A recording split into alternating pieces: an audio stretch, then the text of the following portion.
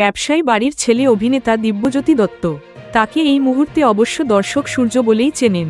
গত 3.5 বছর ধরে অনুরাগের ছোঁয়া ধারাবাহিকে তাকে দেখছেন দর্শক।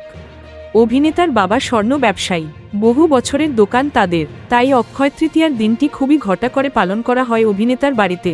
যদিও এখন কাজের চাপে বাড়ির অনুষ্ঠানে থাকা হয় না দিব্যজ্যোতির। ছোটবেলায় অক্ষয় তৃতীয়ার দিনটা একেবারে অন্যভাবে কাটত তার, কিন্তু এখন সবটাই বদলে গিয়েছে। দিনে 14 ঘন্টা শুটিংয়ের পর অভিনেতা আর পরিবারকে সেভাবে সময় দিতে পারেন না। তবে এই দুদিন তাদের বাড়িতে খুবই ব্যস্ততা। দিব্যজ্যোতি বললেন, অক্ষয় তৃতীয়ার সময় আমাদের বাড়িতে বিশাল আয়োজন হয়। মা বাবা সবাই খুবই ব্যস্ত থাকেন। দোকানের সামনে বড় প্যান্ডেল করা হয়।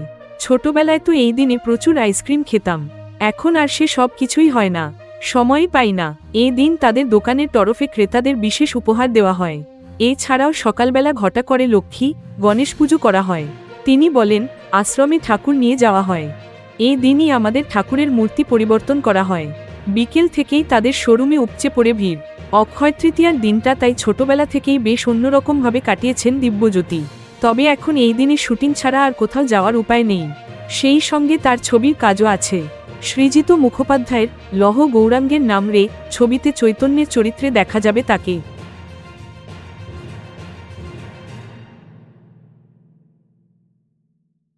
Thank you so much for watching our videos. Please do like, share, and subscribe our channel.